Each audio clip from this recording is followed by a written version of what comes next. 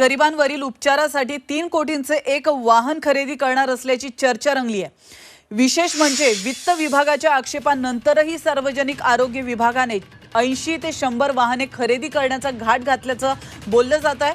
राज्यातील ग्रामीण भागात पुरेशी आरोग्य व्यवस्था असताना महागड्या आलिशान वाहनांची गरज काय असा सवाल या निमित्तानं विचारला जातोय।